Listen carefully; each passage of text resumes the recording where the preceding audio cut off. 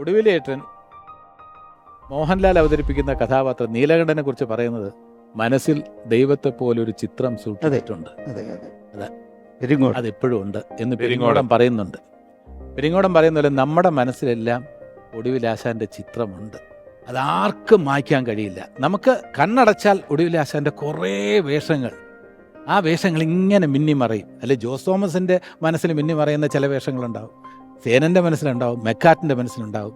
എൻ്റെ മനസ്സിൽ പെട്ടെന്ന് എനിക്ക് ഏറ്റവും ഫീലിംഗ് തോന്നുന്നത് വന്ദേ മുകുന്ദ ഹരേ ജയ ശൗരി സന്ദബഹാരി മുരാരേ ദ്വാപര ചന്ദ്രിക ചർച്ചിതമാം നിന്റെ ദ്വാരകാപുരിയവിടെ.